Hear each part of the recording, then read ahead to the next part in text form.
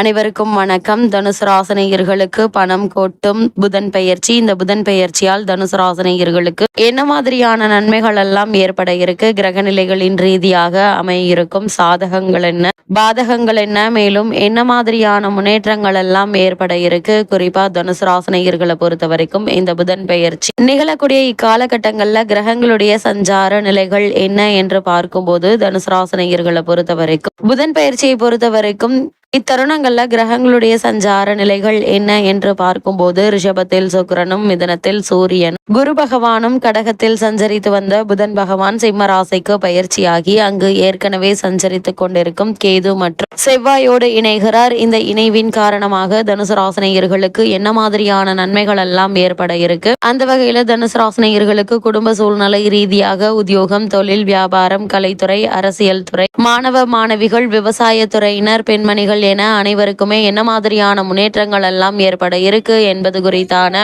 முழுமையான பதிவை தான் இந்த வீடியோல நம்ம விரிவா பார்க்க போகிறோம். அதற்கு முன்னாடி புதன் பகவானை பற்றி சற்று விரிவாக தெரிந்து கொள்வோம். புதன் பகவானை பொறுத்த வரைக்கும் நவகிரகங்கள்ல வித்தைக்கும் புத்திக்கும் அதிபதியான சந்திர பகவானின் மகனாக புதன் பகவான் விளங்குகிறார். ஜோதிடத்தில் புதனை வித்தைக்காரகன், வித்யாக்காரகன் என்று சொல்வார்கள். மாதுளக்காரகன் என்று சொல்லும் வழக்கமும் உண்டு. தாய்மாமனுக்குரிய யோகங்களை கூறுபவரும் புதன் பகவான் தான். அது மட்டுமில்லாமல் பொன் கிடைத்தாலும் புதன் கிடைக்காது என்று சொல்வார்கள். அதாவது இந்த இடத்தில் பொன் என்பது செல்வத்திற்கான அதிபதி. குருவை குறிக்கும். ஜாதகத்தில் குருவினுடைய பலம் இருப்பதை விட புதன் பலமாக இருக்க வேண்டும் என்பதையே சூட்சமமாக குறிப்பிட்டுள்ளனர். கல்வி, கலை, வித்தைகளுக்கு அதிபதி புதன் கிரகம். எந்த ஒரு விஷயத்தையும் கண்ணால் பார்த்தவுடன் அதை கையால் செய்வதற்கு புதனுடைய அனுகிரகம் வேண்டும். கற்றவர்களுக்கு சென்ற இடமெல்லாம் சிறப்பு. நன்கு படித்தவர்கள் கை நிறைய சம்பளம் வாங்குவது கண்கூடாக பார்க்கிறோம். நம் வாழ்க்கைக்கு அடிப்படையான கல்வி செல்வத்தை வழங்குபவர் புதன். அதே போல் நவகிரகங்கள் செவ்வாய்க்கு அடுத்தபடியாக வருபவர் புதன் பகவான். மனிதனாக பிறந்து மனோதிடம் மற்றும் உடல் வலிமையுடன் இருப்பது மட்டும் போதாது,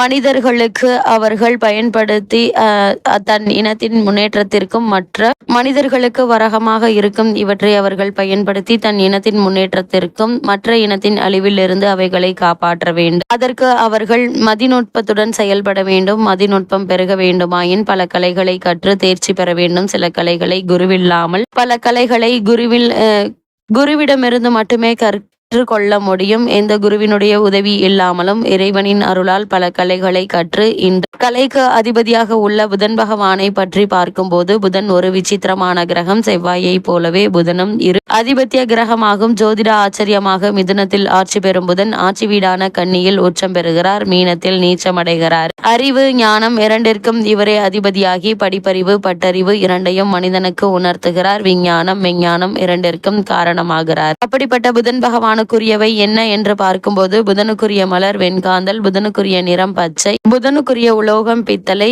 புதனின் நவரத்னம் மரகத பச்சை, புதனின் வடிவம் அம்பு, புதனின் வாகனம் குதிரை, புதனின் ஆதிக்கையன் 5. புதன் சுய ஒளி அற்றவர், பச்சை நிறம் கொண்டவர். புதன் மதிநுட்பத்திற்கு காரணமானவர். உறவு முறைகளில் தாய்மாமன் மற்றும் பங்காளிகள் உறவுகளை குறிப்பவர். புதனின் காயத்ரி மந்திரமான ஓம் கஜத்வஜாய வித்மகி சுக அஸ்தாய தீமகி தன்னோ புத பிரசோதயா இந்த மந்திரத்தை நீங்கள் தினமும் சொல்லி வர புதனுடைய ஆதிக்கம் உங்களுக்கு முழுமையாக கிடைக்கும். அது மட்டுமில்லாமல் அரசனுக்கே அறிவுரை கூறி ஆட்சியை வழிபடுத்தும் சக்தியை தருவது புதன் கிரகம். அப்படிப்பட்ட புதன் பகவானை பொறுத்த வரைக்கும் நவகிரகங்கள்ல கல்வியை உயர்த்தி வழங்கும் கிரகமாக புதன் கிரகம் விளங்குகிறது. ஒருவரது ஜாதகத்தில் புதன் யோகம் பெற்றிருந்தால் அந்த ஜாதகர் அறிவிலும் புத்தி கூர்மையிலும் சிறந்து விளங்குவார். அவரை உலகமே திரும்பி பார்க்கும். எந்த நேரமும் கலகலப்பாகவும் நகைச்சுவையாகவும் பேசும் இவர்களை சுற்றி எப்போதும் ஒரு கூட்டம் இருக்கும். அரசனுக்கே அறிவுரை கூறி ஆட்சியை வலுப்படுத்தும் சக்தியை தருவது புதன் கிரகம். ஒருவர் ஜாதகத்தில் புதன் யோகம் பெற்றிருந்தால் அந்த நபரிடம்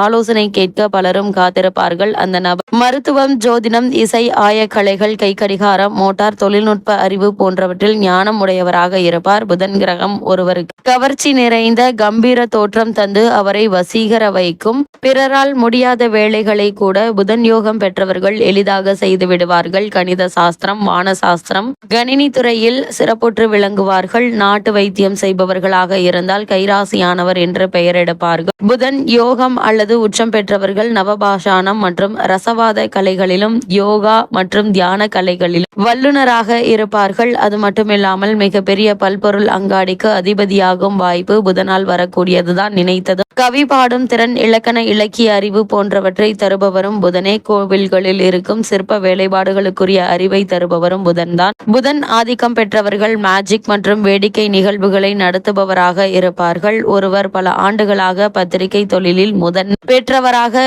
திகழவும் புதனே காரணமாக உள்ளார். இனி புதன் கிரகத்தை பொறுத்த வரைக்கும் நமது உடலில் தலை முதல் பாதம் வரை செல்லும் நரம்புகளுக்கு எல்லாம் ஒட்டுமொத்த அதிபதி புதனே. நரம்புகளில் ரத்தம் உறைவதும் இரத்த கசிவுகளுக்கும் புதனே காரணமாக உள்ளார். தலைக்கு செல்லும் ரத்தம் குறைந்தாலும் ரத்தம், வலிப்பு நோய், கை கால் முடக்கம், மனநல பாதிப்பு, அது மட்டுமில்லாமல் தாய் வலி, தாய் மாமன் வலி, பரம்பரை நோய்கள் வருவது போன்றவற்றிற்கு புதனே காரணமாவார். தூசி மாசுக்களால் ஏற்படும் நோய்கள், அலைச்சல்களால் ஏற்படும் நோய்கள், உடலில் வாயு தொல்லையால் தசை பிடிப்பு அல்லது நரம்பு இழுத்து பிடிப்பது போன்றவற்றிற்கு புதனே பொறுப்பு. அது மட்டுமில்லாமல் பறவைகள் மற்றும் வளர்ப்பு பிராணிகள் மூலம் உண்டாகும் நோய்கள், விஷவாயு தாக்கி கை கால்கள் செயல் இழப்பு மற்றும் மூளைச்சாவு, அறிவுக்கும் புத்திக்கும் தெரிந்தே செய்யும் செயல்களால் வரக்கூடிய நோய்கள் அனைத்திற்கும் புதனே காரணமாக திகழ்கிறார். அப்படிப்பட்ட புதன் பகவானை பொறுத்தவரைக்கும் கடகராசியிலிருந்து சிம்மராசிக்கு பயிற்சியாகி அங்கு ஏற்கனவே சஞ்சரித்துக் கொண்டிருக்கும் கேது மற்றும் செவ்வாயோடு இணைவதன் காரணமாக தனுசு ராசினியர்களுக்கு என்ன மாதிரியான நன்மைகள் எல்லாம் ஏற்பட இருக்கு என்று பார்க்கும்போது, இதுவரை உங்களுடைய ராசிக்கு 7ஆம் இடத்திலிருந்து கேந்திர தோஷத்தை கொடுத்து கொண்டிருந்த புதன் அஷ்டமஸ்தானத்திற்கு மாறிவிட்டார். அது 8ஆம் இடம்தான் என்றாலும் கேந்திர அதிபத்தியம் உள்ள கிரகம் 8இல் மறைவது மறைமுக பலனை தரைவை செய்யுங்க. குரு 7ஆம் இடத்திலிருந்து உங்களுடைய ராசியை